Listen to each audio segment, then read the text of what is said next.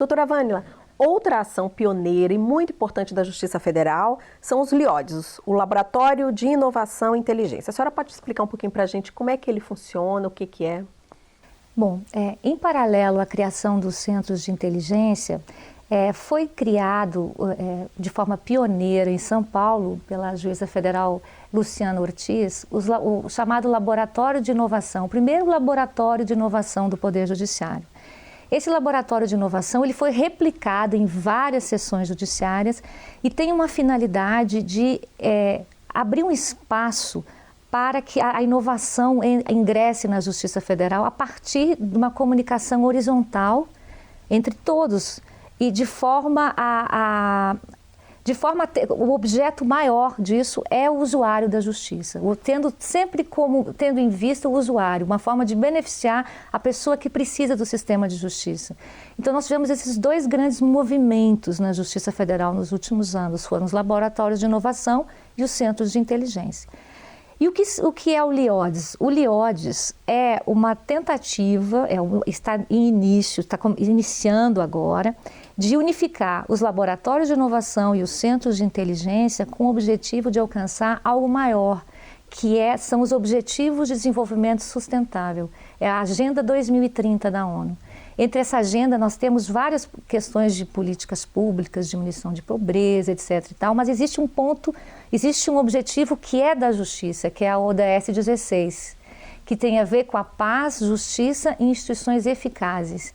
Então o LIODs ele unifica a inovação, ele unifica a inteligência com esse objetivo maior de tornar eficiente o sistema de justiça. Então nós estamos, um outro movimento que foi iniciado agora no CNJ, então a partir do estudo da integração das ODSs ao sistema de justiça. Então os laboratórios de inovação e os centros de inteligência foram os movimentos inspiradores do LIODs no CNJ que está em fase de implantação. Exatamente sobre isso eu queria abordar com detalhes neste bloco, doutora Vânila. Foi um evento que ocorreu há pouco mais de um mês, né, que esse comitê interinstitucional criado pelo CNJ entregou o primeiro relatório, né? O que esse documento traz em linhas gerais? Esse primeiro relatório, quem encabeça é a conselheira Maria Tereza. Esse relatório, ele faz toda uma análise dos indicativos necessários, dos indicadores necessários para medir o trabalho da justiça. O que nós temos atualmente é uma agenda mundial de políticas públicas para a diminuição de pobreza, para que a sustentabilidade do planeta, é uma sustentabilidade institucional também, as instituições têm de ser sustentáveis, o judiciário tem de ser sustentável. Então esse relatório, ele uniu várias instituições, IPEA, várias instituições, o Ministério da Fazenda, Ministério da Justiça, todo o Executivo, em busca de analisar quais as iniciativas relacionadas às ODSs estavam sendo implementadas. Mas a grande importância, a atuação da Justiça Federal nesse ponto, foi que a metodologia dos laboratórios de inovação, pela colega Luciana, de São Paulo, e a metodologia dos centros de inteligência, ela embasou esse estudo. Como fazer isso? Então, esse foi o grande detalhe quanto a esse relatório. E no dia em que foi entregue esse relatório para o presidente do CNJ, o ministro Dias Toffoli, ele criou naquele dia os laboratórios de inteligência e inovação voltados para as ODS. Então nós temos os centros de inteligência, os laboratórios de inovação na Justiça Federal, que foram uma inspiração para algo maior, que inclusive com reflexos internacionais. E o que isso representa, doutora Vânila? Uma iniciativa partindo da Justiça Federal e agora o CNJ trazendo isso como uma ideia para o Judiciário?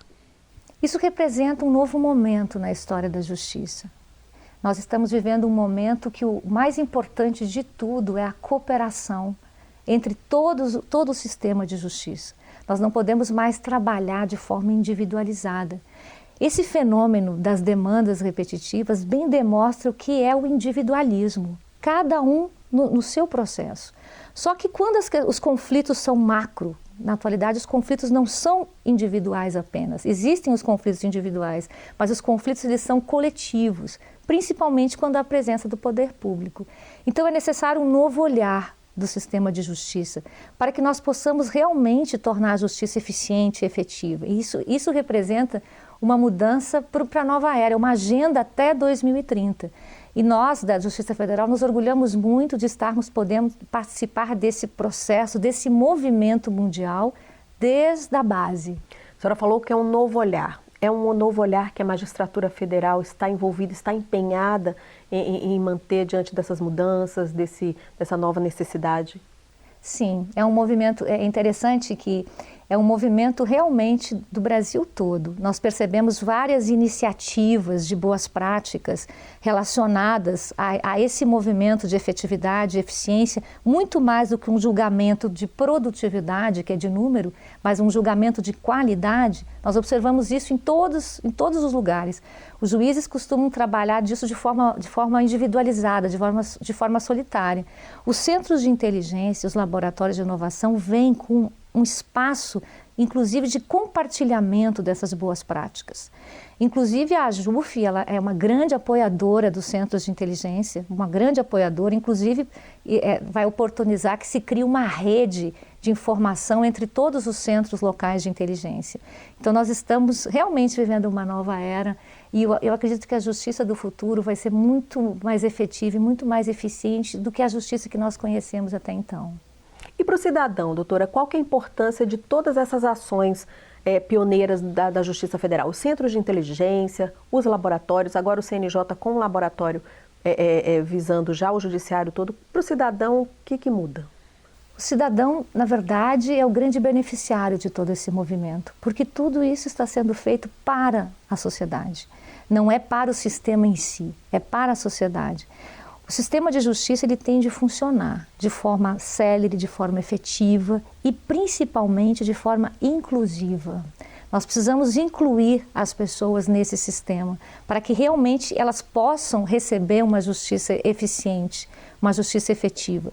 Então, no momento em que você consegue pensar o sistema de forma inteligente, no momento que você consegue criar políticas para que a justiça seja mais célere, você consegue efetivamente criar um espaço para que as pessoas recebam os seus direitos de forma mais rápida. Porque uma das coisas que incomoda demais é a morosidade.